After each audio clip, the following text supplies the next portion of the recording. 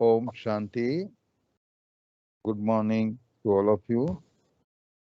आज हम एक विशेष विषय को लेकर चर्चा करने जा रहे हैं कि संगम युग के अंतिम चरण में हम ब्राह्मणों की भूमिका क्या रहेगी, क्या होने वाली है और हमें कैसे अपने आप को उसके लिए सज्ज करना है।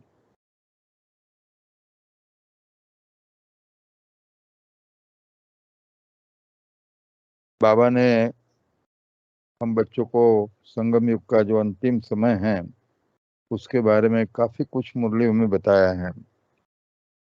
श्री बाबा का ब्रह्मा के तन में प्रथम अवतरण से लेकर प्रथम लक्ष्मी नारायण के राज्याभिषेक तक के समय को बाबा ने संगम युग बताया है। बाबा ने कई मुरलियों में संगम युग कब शुरू होता है और कब उसका अंत होगा उसके बारे में बताया है, और जिसकी अवधि मुरलियों में बाबा ने 100 से 125 साल तक की बताई है। कई मुरली में 100 साल भी कहा है, कई में बाबा ने 125 साल भी कहा है। लेकिन बाबा ने ये स्पष्ट किया है कि जिस दिन मेरा अवतरण ब्रह्मा के तन में होता है वहां से संगम युग की शुरुआत होती है और संगम युग का अंत तब होता है जब एक फुल फ्लेज, जिसको हम कहेंगे सतयुग की स्थापना हो जाती है। माना प्रथम लक्ष्मी नारायण का जो राज्याभिषेक होता है तब तक के समय को बाबा ने संगम युग बताया है। फिर कई मूल्यों में बाबा ने ब्रह्मा की जो साकारी एवं आकारी भूमिका की जो आयु है वो 100 साल की बताई है। अभी ये दोनों को कंबाइन करके इस दृष्टि से यदि देखा जाए तो 2036 तक ब्रह्मा की भूमिका समाप्त होने की और श्री कृष्ण के और अन्य देवी देवताओं के जन्म की पूरी संभावना है। तब तक विनाश भी हो चुका होगा, तो होना भी चाहिए। तो फिर हमारे लिए अभी इस संदर्भ में अभी हम सोचे तो हमारे लिए अब बाप समान संपूर्ण बनने का पुरुषार्थ करने के लिए एवं बाप की बेहद की सेवा के लिए 8-10 साल से ज्यादा समय नहीं बचा है। मुझे लगता है कि आप सब भी कुछ इसी प्रकार सोचते होंगे। हमारे कई महारथी जो भाई बहने हैं उन्होंने भी कुछ इस प्रकार से हमको सावधान किया है कि हमारे पास अभी कुछ ज्यादा समय बचा नहीं है और इसी समय के अंदर हमको काफी कुछ करना है। अभी वर्तमान परिस्थिति, आज की परिस्थिति माना 2036 के लेकर आज 2023 हो चुका है, वहां तक हमने क्या किया उसको आज हम देखें कि बाबा की सेवा का वर्तमान जो विस्तार और भविष्य की सेवा का चित्र क्या होगा। तो देखो, वर्तमान समय बाबा के धारणा युक्त पुरुषार्थी बच्चों की जो करीब संख्या है, जो अभी नरेंद्र मोदी माउंट आबू में अभी आए थे, मतलब शांतिवन में आए थे और काफी प्रोजेक्टों का उन्होंने उद्घाटन किया। तो उस वक्त मृत्युंजय भाई ने ये संख्या बताई थी कि हमारे जो धारणा युक्त जिसको नियमित रूप से जो योग करते हैं, बाबा की मुरली का अध्ययन करते हैं और पवित्रता की जो हमारी मेन धारणा है, तो ऐसे धारणा युक्त पुरुषार्थ बच्चों की संख्या करीब 10 लाख है। फिर कोर्स किया हो और संबंध संपर्क में रहने वाली आत्माओं की संख्या करीब 10 लाख है। तो शिवानी बहन भी अपने प्रवचन में कई बार उनका उल्लेख किया है उन्होंने भी कि करीब 20 लाख, हाँ, ब्रह्मा कुमार कुमारियों की संख्या कुछ गिनती करना हो तो 20 लाख से ज्यादा नहीं है, अभी 20 लाख लोग हैं। इसके अलावा शिवानी बहन जैसे बाबा के जो विशेष बच्चे हैं तो उनको सुनने वालों की जो संख्या है वो करीब हो सकती है, वह 20-25 लाख हो सकती है। तो विश्व के करीब 165 देशों में संस्था के करीब 8500 सेवा केंद्र के द्वारा सेवा हो रही है। देखो, तो ये वर्तमान जो पिक्चर है और जो बाबा ने हमको बताया है मुरलियों में, जो बताया है, जो हमारा लक्ष्य है और हमारी जिम्मेवारी क्या है। बाबा ने तो सारे विश्व परिवर्तन की बात बताई है और मुरलियों में स्पष्ट रूप से जो कहा है, जो अभी ये दूसरे पॉइंट में हम देखेंगे कि हमें सबसे पहले तो 33 करोड़, क्योंकि बाबा ने बताया कि त्रेता के अंत तक तो 33 करोड़ की बस्ती होगी, पॉपुलेशन होगी, और 33 करोड़ को बाबा ने देवी देवता बताया है। शास्त्रों में भी गायन है 33 करोड़ देवी देवताओं का। तो ये जो आत्माएं हैं, इतनी आत्माओं तो कम से कम बाबा में और ब्रह्मा बाबा में, क्योंकि हमारे जो प्रजापिता सत्ययुग त्रेता आदि सनातन देवी देवता धर्म की जो आत्मा है, जिसको हम डीटी डायनेस्टी कहते हैं, इस डायनेस्टी का प्रजापिता कौन है? तो ब्रह्मा बाबा है। तो ब्रह्मा बाबा में पक्का निश्चय, शिव बाबा में परमात्मा का जो परिचय जो है उसका स्वीकार तो कई लोग करेंगे, लेकिन हमें तो 33 करोड़ को शिव बाबा में और ब्रह्मा बाबा में दोनों में निश्चय कराना है। मतलब ये 33 करोड़ तो स्वीकारेंगे कि हाँ, वर्तमान समय संगम युग का, ये 3 पॉइंट बहुत महत्वपूर्ण है।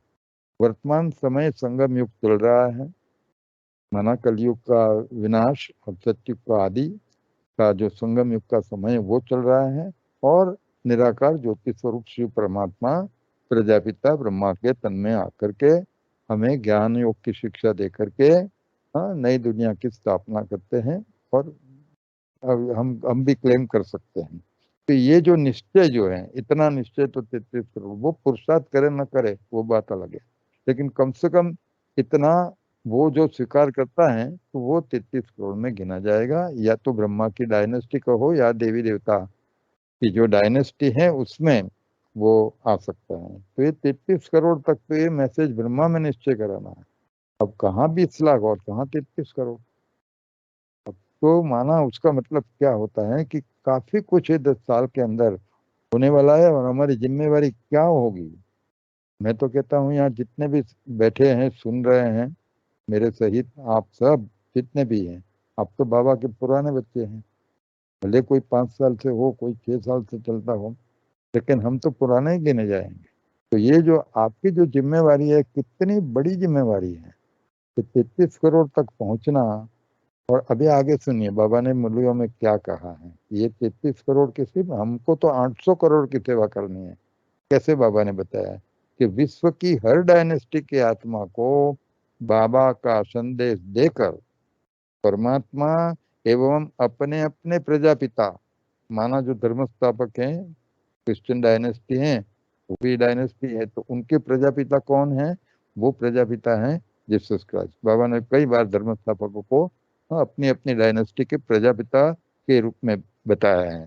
तो उनके प्रजापिता में भी उनको निश्चय हो, क्योंकि आज क्रिश्चियन क्रिश्चियन नहीं रहा है और मुस्लिम मुस्लिम नहीं रहा है।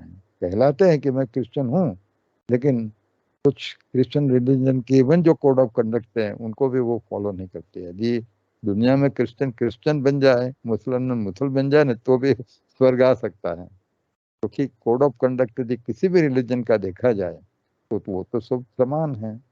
कोई रिलीजन, सभी रिलीजनों ने स्वीकार किया है कि मानव जात के 5 दुश्मन है, 5 दुश्मनों से दूर रहना है, चोरी नहीं करना है, झूठ नहीं बोलना है। आप कोड ऑफ कंडक्ट, सत्य और अहिंसा की बात तो हर धर्म में कही गई है। तो जब कोड ऑफ कंडक्ट देखेंगे तो कोई अंतर नहीं है, लेकिन फिर भी हम अपने आप को हिंदू कहलाते हैं, लेकिन जो हमारे शास्त्रों में लिखा है उसका हम उल्लंघन करते हैं।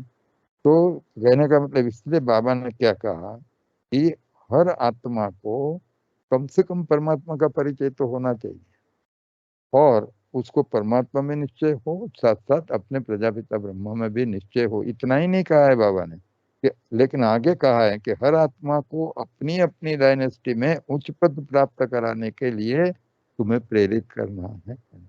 वहां पर भी मान लीजिए कि बाबा ने तो हर डायनेस्टी के नंबर ऑफ बर्थ भी बताया मुरलियों में। जैसे क्रिश्चियन डायनेस्टी के आत्माओं के लिए बाबा ने 40-50 बर्थ बताया गया है, ठीक है, इसलिए जन्म उन लोग मैक्सिमम मिलेंगे। तो उसमें भी आदि में कौन आएगा? जैसे हमारा सतयुग के आदि में पाठ हमारे पुरुषार्थ के आधार पर होता है। त्रेता में कौन जाएगा, सतयुग में कौन आएगा, वो भी हमारे पुरुषार्थ के ऊपर निर्भर है। तो यहाँ पर भी बाबा ने यही बताया है कि उनकी डायनेस्टी में उच्च पद प्राप्त कराने के लिए आपको आपको प्रेरणा उनको देनी पड़ेगी। तो ये सब देखो, ये सब जो कार्य करना है तो कैसे होगा? और अभी तो 10 साल बचे, 86 ईयर्स में हमने इतना किया है। बाबा ने ये सब बाबा की वाणी में बताया है, बार बार बताया है बाबा ने। और अभी इतना कार्य जो है, इसलिए आपकी रिस्पॉन्सिबिलिटी क्या है? देखो अभी हमारे पास 50,000 के करीब, अराउंड 50,000 समर्पित ब्रह्मा कुमारी बहनें होगी। ये 50,000 बहनों से कुछ नहीं हो सकता है, और यदि होता तो अभी तक काफी कुछ हो गया होगा। इसीलिए हर बाबा के बच्चे की रिस्पॉन्सिबिलिटी हो जाती है तो उसका रोल, भूमिका क्या होगी आने वाले समय के अंदर, और किस तरह से आपको सबको टैकल करना पड़ेगा, वो आगे हम देखते हैं। तो सेवा जो अभी मैनीफोल्ड सेवा किस प्रकार से होगी, ये अभी तो जो सेवा हो रही है, जो कुछ भी हुआ है ड्रामा प्लान अनुसार हुआ है, लेकिन अभी आने वाले समय के अंदर ये सभी प्रकार से सेवा चलेगी, लेकिन महत्व की सेवा कौन सी होगी वो भी हम देखेंगे। जैसे कि अभी तक वाणी वाणी द्वारा बहुत सारी सेवाएं हुई है, वाणी के द्वारा और साहित्य के द्वारा सेवा अभी तक हुई भी है, अब हो भी रही है, हाँ? और भविष्य में भी शायद ये जो सेवा है वो चालू भी रहेगी। तो ये वाणी के द्वारा जो सेवा है तो एक की रिस्पॉन्सिबिलिटी नहीं होगी। देखो ये सबको ये सेवा तो करनी ही होगी, वाणी के द्वारा सेवा करनी होगी, उसके लिए भी खुद को सज्ज करना पड़ेगा। फिर आने वाले समय में इसका जो है सोशल मीडिया द्वारा जो सेवा है उसका जो रोल है वो अभी हम देख रहे हैं। अब देखो ये कोरोना आया और कोरोना के अंदर ये सोशल मीडिया का रोल ऐसा एकदम सा ओपन हो गया, और सोशल मीडिया के द्वारा काफी कुछ सेवा भविष्य में भी होने वाली है। बाबा ने कई मूल्यों में कहा है कि ये साइंस का जो डेवलपमेंट हुआ है कई रीजनों से हुआ है। इसी समय, इस संगम युग के समय पर ही साइंस और टेक्नोलॉजी में इतना विकास क्यों हुआ, तो कई रीजन है। उसमें से एक रीजन बाबा ने मूल्य में ये भी बताया है कि ये साइंस का जो डेवलपमेंट है तो अंत समय में आपको ये काम आएंगे बाबा की सेवा के लिए। तो ये सोशल मीडिया जो है और टेक्नोलॉजी जो है उसके माध्यम से भी काफी कुछ हमको सेवा करनी है, और सेवा होने वाली है, लेकिन उसके लिए हमको तैयार होना पड़ेगा।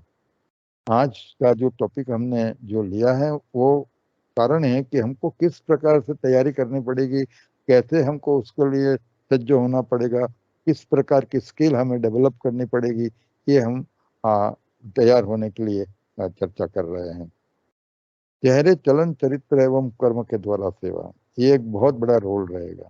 ये दो प्रकार की जो ऊपर की जो बात बताई वो तो सेवा हो ही रही है, सालों से इस प्रकार की सेवा हो रही है। सोशल मीडिया के द्वारा भी लास्ट कुछ 6-7 साल से तो सोशल मीडिया के माध्यम से भी सेवा हो रही है, लेकिन ये जो चेहरे, चलन, चरित्र एवं कर्म के द्वारा जो सेवा है इसका एक बहुत महत्वपूर्ण रोल है।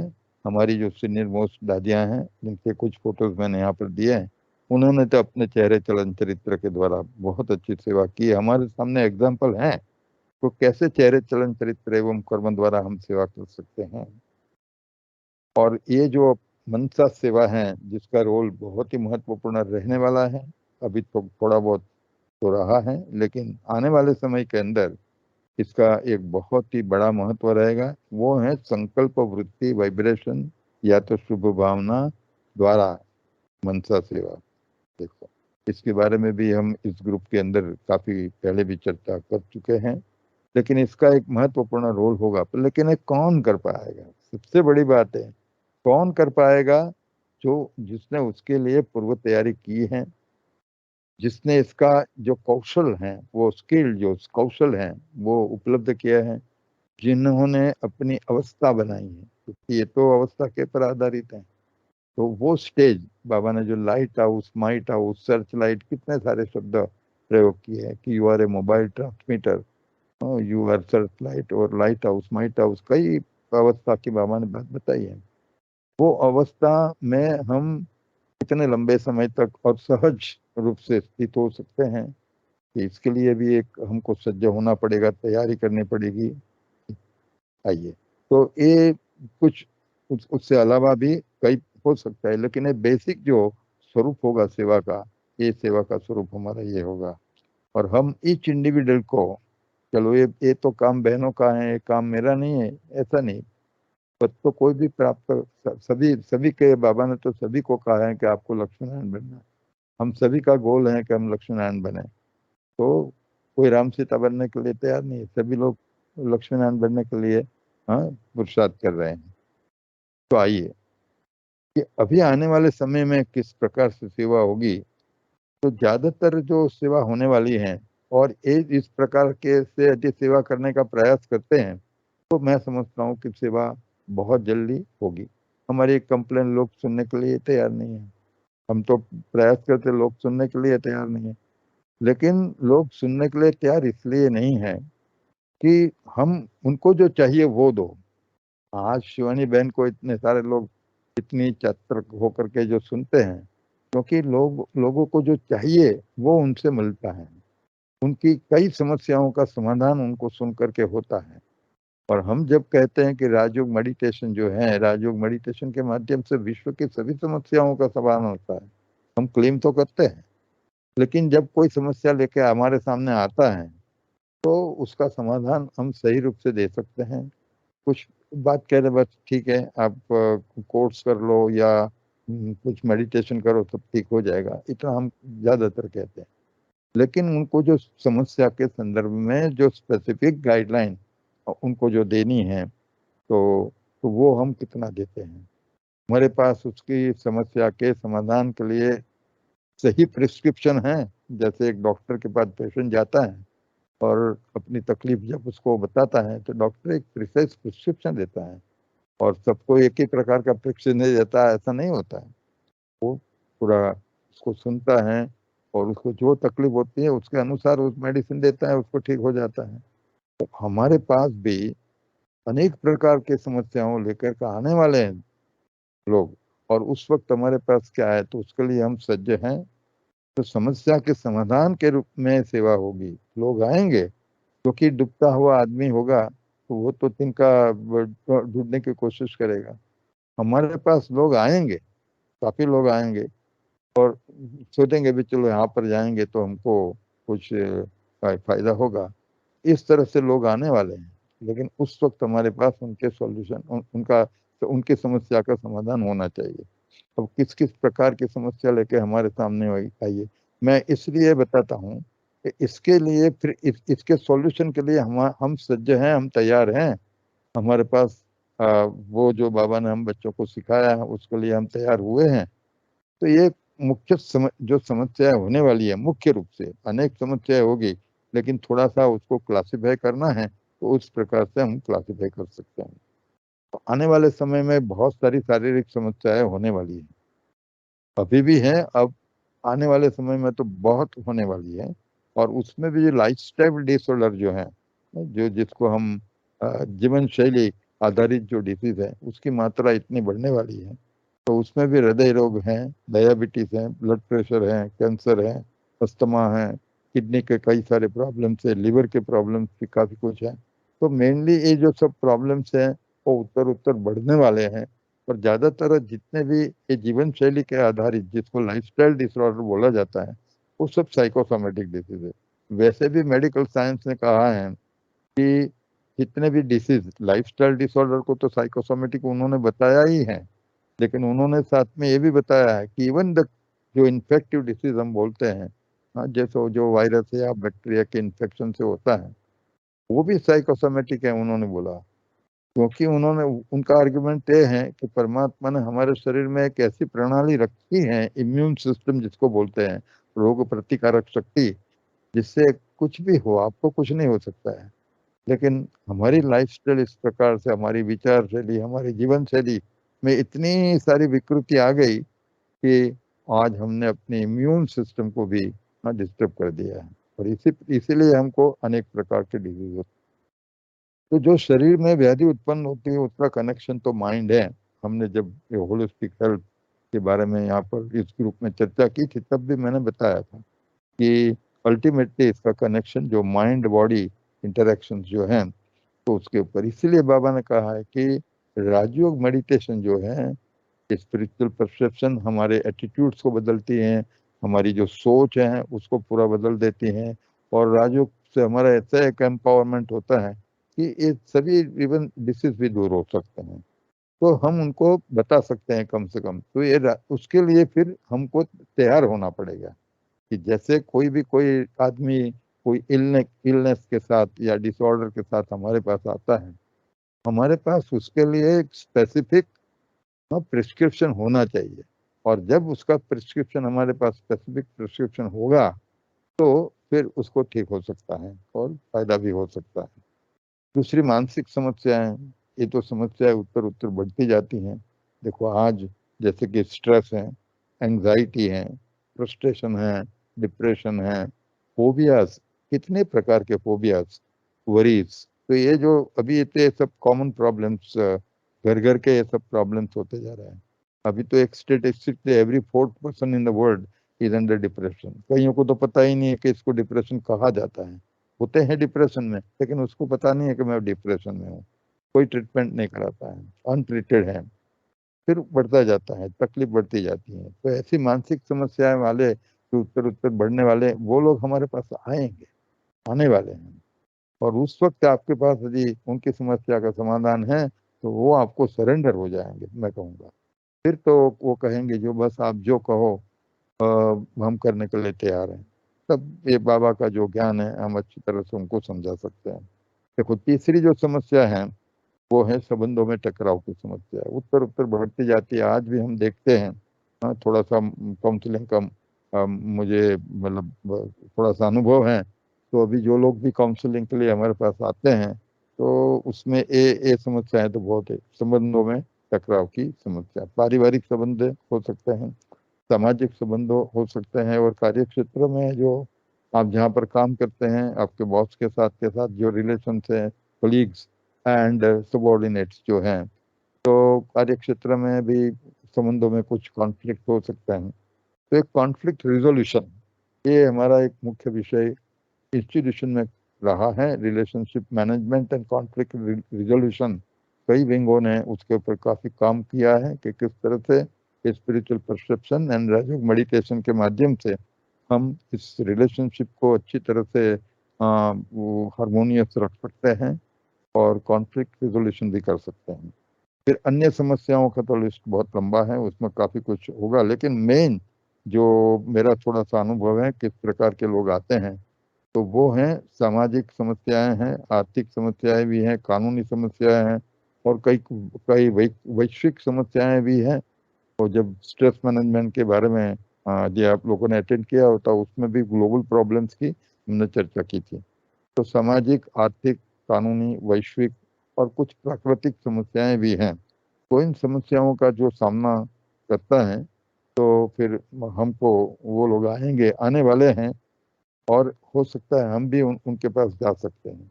तो एक सेवा का बहुत बड़ा माध्यम होने वाला है।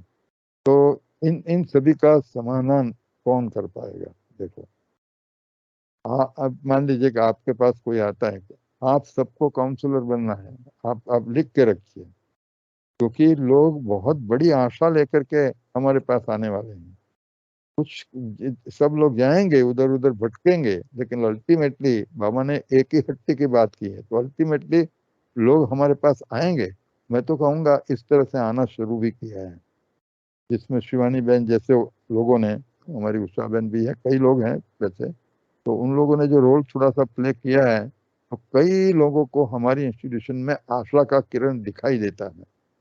तो वो आशा का किरण दिखना तो शुरू हो गया है। अभी वो लोग आना शुरू करेंगे, और जब आना शुरू करेंगे, एक साथ आना शुरू करेंगे, तो फिर कौन उनको ये सब बताएगा? ये रिस्पॉन्सिबिलिटी आपकी होने वाली है।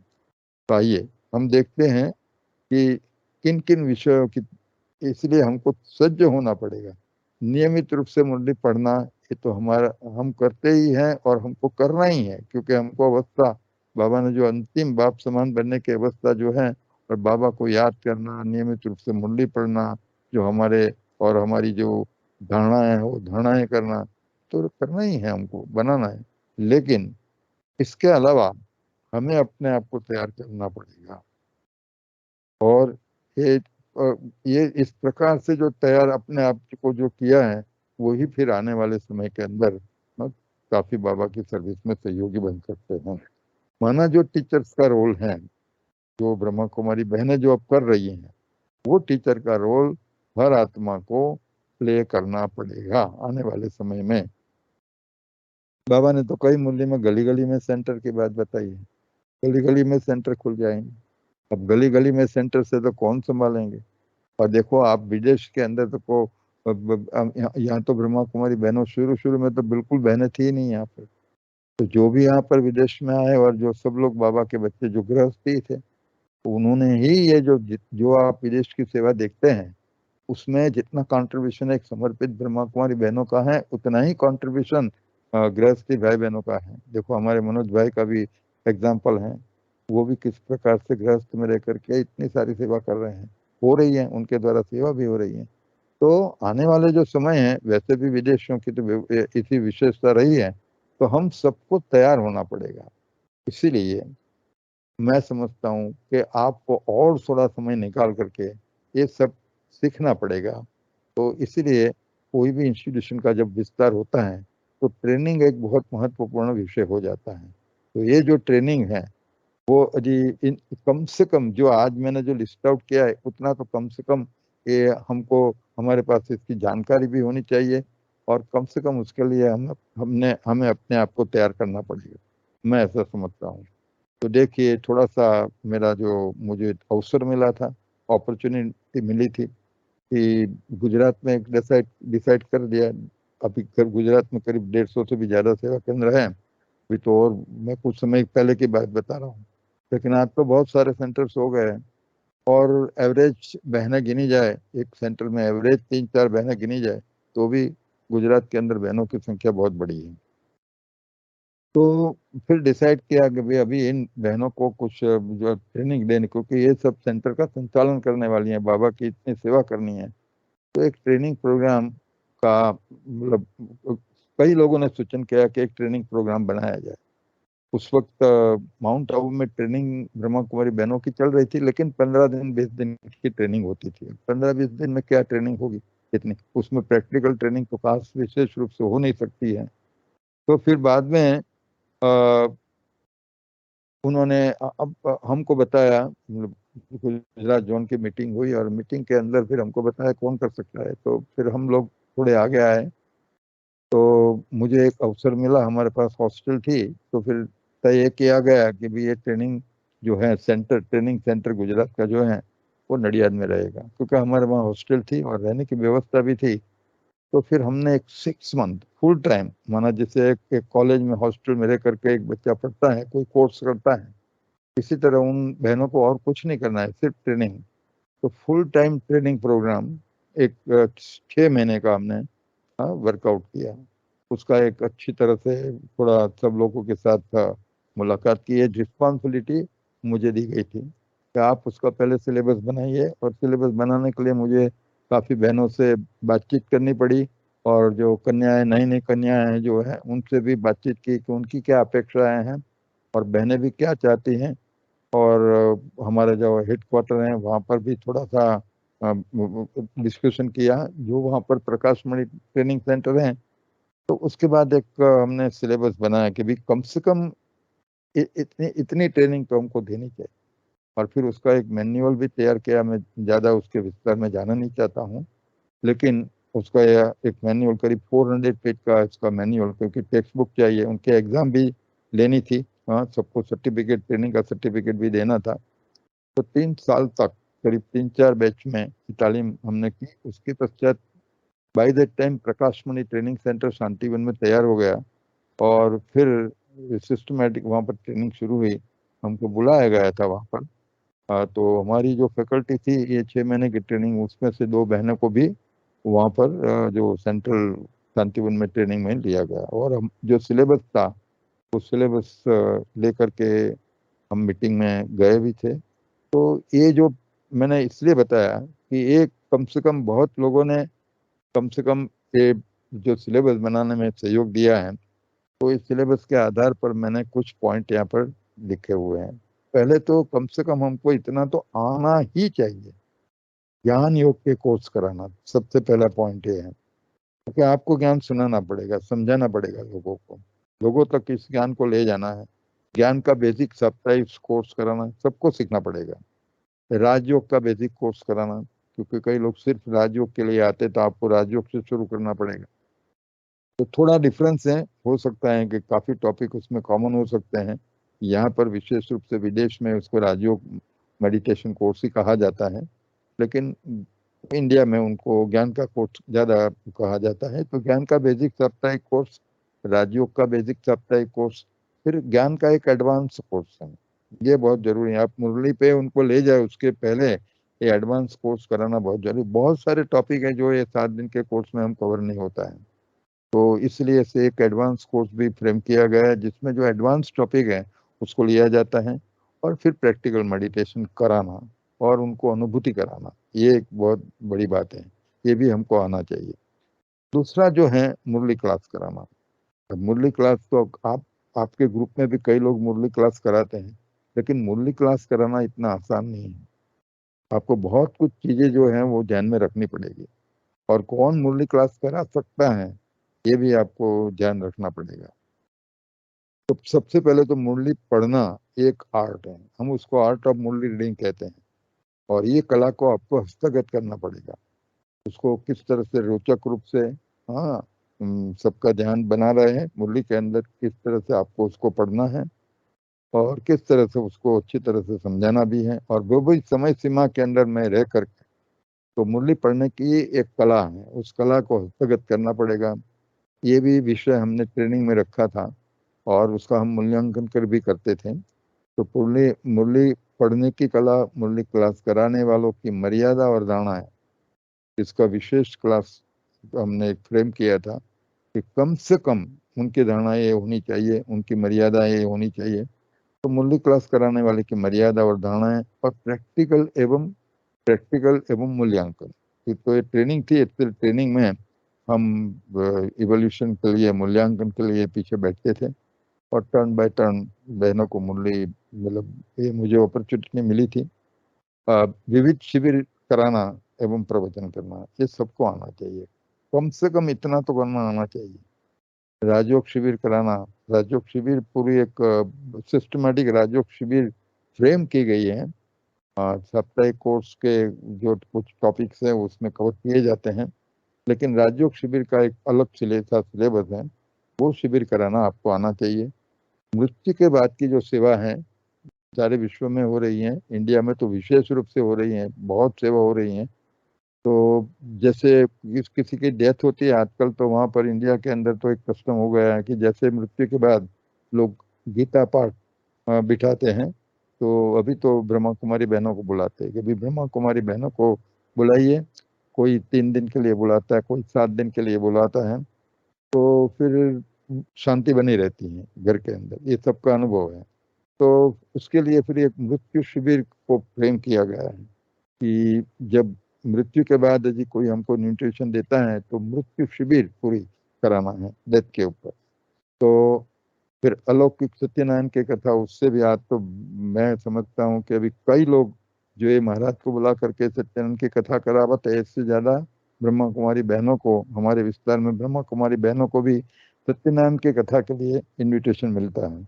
इसकी किताबें हैं, सब कुछ ये सब किताबें बन चुकी है। इसलिए जो अब जितना मैंने बताया उस सभी के ऊपर लिटरेचर अवेलेबल है, सबके ऊपर काफी कुछ मेरे पास भी है। तो मैं भी आपके साथ शेयर कर सकता हूँ। तो अलौकिक सत्यनारायण की कथा है।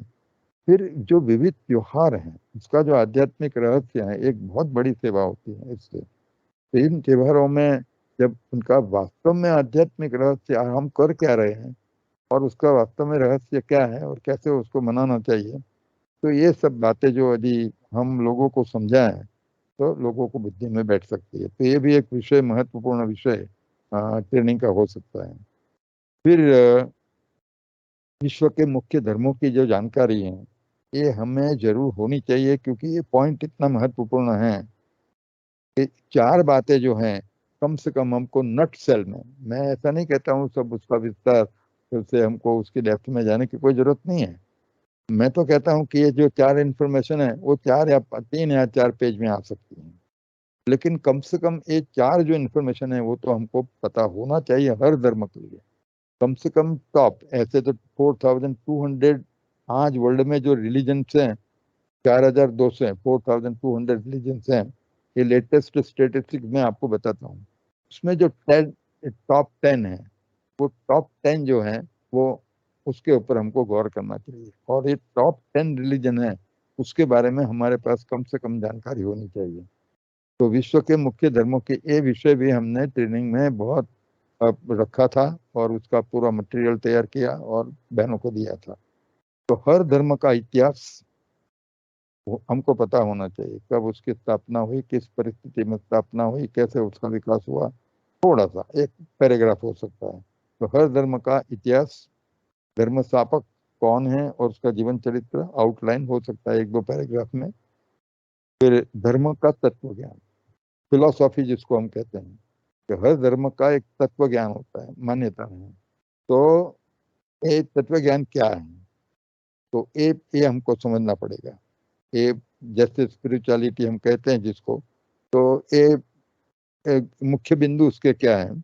और धर्म की आचार संहिता, मैंने आपको पहले भी बताया कि आचार संहिता तो आप देखेंगे तो सब धर्म के आचार संहिता समान है, लेकिन कईयों ने कुछ पॉइंट के ऊपर ज्यादा और जोर दिया। जैसे जैनिज्म है अहिंसा, बौद्धिज्म है अहिंसा के ऊपर ज्यादा जोर दिया है, क्रिश्चियनिटी है प्रेम के ऊपर ज्यादा जोर दिया है। इसका मतलब नहीं है कि भी चलो अहिंसा का भी महत्व है और लव प्रेम का भी महत्व है, लेकिन हो सकता है कि कोई धर्म पुस्तक में किसी के ऊपर ज्यादा स्ट्रेस किया हो। तो ये भी हमको तैयार होना पड़ेगा कम से कम, क्योंकि हमारे पास जो क्रिश्चियन आता है थोड़ा सा हमें नॉलेज है तो उनके रिलीजन के संदर्भ में वो पॉइंट मैंने बताया ना कि अपनी अपनी डायनेस्टी के अंदर भी उच्च पद प्राप्त कराने के लिए आपको उनको प्रेरणा देनी है। तो हमें विश्व के एक कम से कम टॉप 10 के बारे में तो जानना ही पड़ेगा। और जब वो लोग आते हैं, मुझे भी मैंने एक कोशिश की तो मुझे फायदा हुआ। आज कोई भी रिलीजन का आदमी आता है तो मैं उनकी भाषा में, उनकी उनके धर्म के रेफरेंस में ही सब बाबा की बातें बताता हूँ, तो उनको इतना पसंद आता है। हम लोग मस्जिद में भी जाते हैं, मस्जिद से भी हमको कई जगह से, हाँ, जो मुल्लाओं के ट्रेनिंग सेंटर्स हैं इंडिया के अंदर, जो जो मस्जिद को संभालने वाले, तो उनके ट्रेनिंग सेंटर में भी मुझे 2 बार निमंत्रण मिला हुआ है, मैं गया हूँ। अब उनके साथ जब हम बातचीत करेंगे तो किस टर्मिनोलॉजी में बात करेंगे, यदि उनकी टर्मिनोलॉजी में, उनके उनके संदर्भ में हम जब बात करेंगे तब जाकर के वो कुछ मानेंगे। तो इसी तरह से कई बार चर्च में भी जाना होता है, तो इसीलिए ये कम से कम जानकारी हमारे पास होनी चाहिए, तो वो फिर वो डायनेस्टी के अंदर हम सबको पुरुषार्थ करवा सकते हैं। फिर मैंने आगे बताया कि समस्या के समाधान के संदर्भ में जो विविध कोर्स की तालीम हमको लेनी पड़ेगी। समस्या के संदर्भ में जब लोग आपके पास आएंगे तो हमारी जो करीब 21 विंग है, वो विंग वालों ने इतनी मेहनत करके जो बेसिक जो कोर्सेज डेवलप किए हैं, जो बेसिक टॉपिक्स हैं, उनका तो नॉलेज हमको होना ही चाहिए। ये है होलिस्टिक हेल्थ, क्योंकि पहले हेल्थ का इश्यू मैंने लिया, तो ये किस तरह से राजयोग मेडिटेशन होलिस्टिकली हेल्थी बना सकता है। होलिस्टिक हेल्थ का कंसेप्ट क्या है, ये टॉपिक हमने अपना एसी ग्रुप में मैंने लिया था, पूरा प्रेजेंटेशन के साथ मैं शेयर कर सकता हूँ दोबारा उसको भी। तो ये जो होलिस्टिक हेल्थ के जो है उसका वो शिविर, ज्यादातर ये सब शिविर के रूप में ही है। तो मुझे अपॉर्चुनिटी मिली है इन इन जितने भी लिस्ट आउट किए सभी शिविर, कोई 3 दिन की या 5 दिन की शिविर होती हैं, कैंप जैसा होता है, तो उसमें इसके ऊपर डिस्कशन किया जाता है, ट्रेनिंग भी दी जाती है। तो एक है सर्वांगी स्वास्थ्य, जिसको हम होलिस्टिक हेल्थ कह सकते हैं, मतलब holistic approach to total health, इस प्रकार से भी उसका नामकरण किया गया था। तनाव मुक्त जीवन, stress free life, anger control, या तो एंगर मैनेजमेंट का हो, anger free life, anger management, anger control, जो भी शब्द प्रयोग करना चाहें। फिर ईगो मैनेजमेंट है, या तो ईगो फ्री लाइफ। फिर माइंड पावर डेवलपमेंट, मानसिक शक्तियों का विकास कैसे किया जा सकता है। Then personality development. फिर ये जो वैल्यू एजुकेशन का जो है वो हमारे इंस्टीट्यूशन का मुख्य विषय है। जीवन में मूल्यों का क्या महत्व है और इन मूल्यों का विकास कैसे किया जा सकता है, और किस तरह से मूल्य शिक्षण भी बच्चों को दिया जा सकता है। तो हमारी कई विंग्स जो हैं जो ये मूल्य शिक्षण में काम करती हैं, आने वाले समय के अंदर भी हमें बच्चों के लिए भी काफ़ी कुछ करना पड़ेगा। और बच्चों के लिए जब भी कोई प्रोग्राम आयोजन किया जाता है तो मेन विषय ये वैल्यूज़ एंड वैल्यू एजुकेशन के ऊपर। तो हमारी कई बहनों ने भी हमारे वहाँ यहाँ पर वैल्यूज के ऊपर बहुत सारी बुकें लिखी गई, वैल्यू एजुकेशन के ऊपर भी बहुत सारी बुक्स लिखी गई है। यहाँ लॉस एंजलिस में जो एक बहन है, जो सेंटर भी संभालती हैं, हमारे यहाँ पर लॉस एंजलिस में 3 सेंटर है, उसमें से एक सेंटर संभालती हैं। उन्होंने भी वैल्यू एजुकेशन में काफ़ी कुछ काम किया है और यूनाइटेड नेशंस उन्होंने उनकी किताब को मान्यता दी है। और हमारी डेनिस बेन ने भी काफ़ी कुछ वैल्यू एजुकेशन के ऊपर लिखा हुआ है, करीब 7 बुक्स उन्होंने तैयार की है। और डेनिस बेन भी आपके कनाडा में सेवक बार बार आती भी हैं और उन्होंने काफ़ी सेवा की भी है कनाडा में, लेकिन वो एजुकेशन विंग से कनेक्टेड है और उन्होंने भी काफ़ी काम किया है। सब मटेरियल इतना सारा है, उसमें से कुछ से शुरुआत आपको करनी पड़ेगी। फिर ये जो संगठन भावना का निर्माण, building team spirit, team and team spirit जो है, वो एक बहुत महत्वपूर्ण विषय है।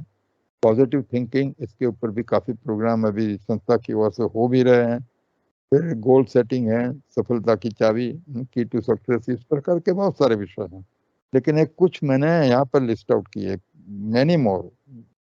मैं कहूँगा कि मेरे खुद के पास करीब इन विषय 60 टॉपिक्स के ऊपर प्रेजेंटेशन है, उसमें 25-30 प्रेजेंटेशन तो मुझे खुद को तैयार करने पड़े हैं, क्योंकि अपॉर्चुनिटी मिली मुझे इन सब विषयों के ऊपर सेवा करने की। तो फिर ये यज्ञ विषय जो हमने ट्रेनिंग के अंदर रखा था, यज्ञ के विषय में, तो यज्ञ का इतिहास जो है वो कम से कम हमको तवारीख 1936 के लेकर से पूरा हमको जो किस प्रकार से इंस्टीट्यूशन का डेवलपमेंट हुआ, तो वो भी नटसेल के अंदर हमको जानना चाहिए। देखो ये डिटेल भी 2-3 पन्ने में ही है, लेकिन डेट वाइज किस तरह से स्थापना हुई, कैसे कैसे डेवलपमेंट हुआ, ये जिसको तवारीख कहते हैं, तो वो भी हमको डेट वाइज पता होना चाहिए। फिर बाबा की जीवन कहानी, ये तो सबको पता होनी ही चाहिए, तो आप लोगों ने पढ़ी भी होगी, हमारे पास किताबें हैं उनकी। फिर यज्ञ की जो मैनेजमेंट प्रणाली, हमारी पूरी जो इंस्टीट्यूशन है, उसकी जो मैनेजमेंट हिरार्की जिसको हम कहेंगे, मैनेजमेंट स्ट्रक्चर जिसको कहेंगे, वो भी हमें जानना चाहिए। तो ये भी हम लोग उनको बहनों को ट्रेनिंग देते थे।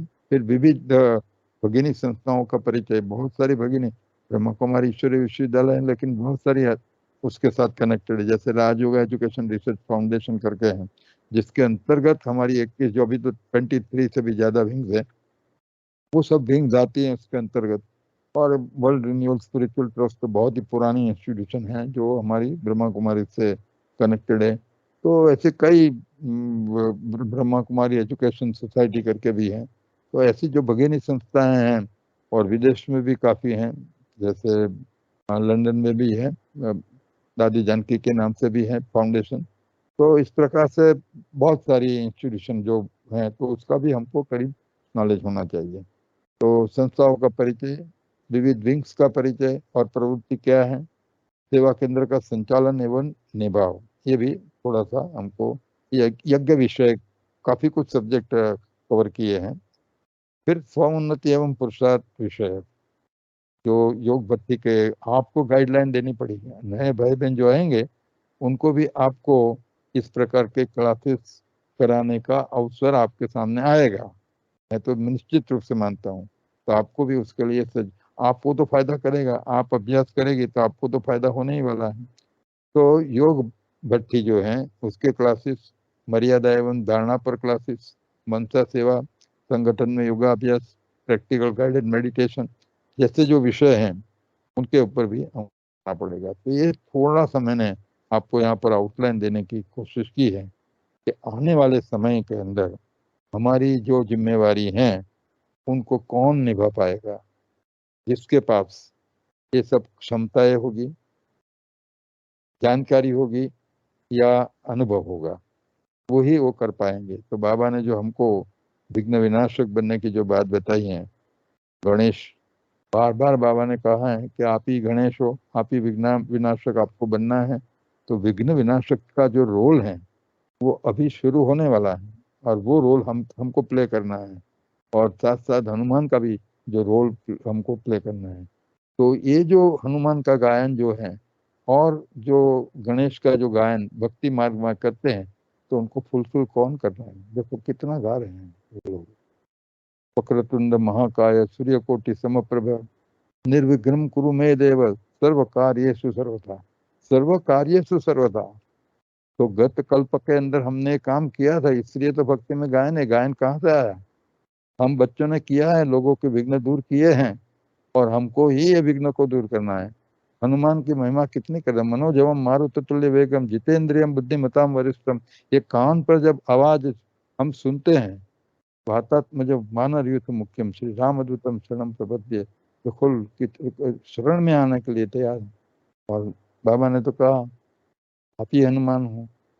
संजीवनी बुट्टी की जो बात हो, तो संजीवनी बुट्टी तो आपके पास है, सारी दुनिया को सुरजित मूर्छित हो गई है सुरजित करने के लिए। तो हमारी एक बहुत बड़ी जिम्मेवारी होने वाली है, और उसके लिए हमें अपने आप को सज्ज करना ही पड़ेगा। ओम शांति, धन्यवाद।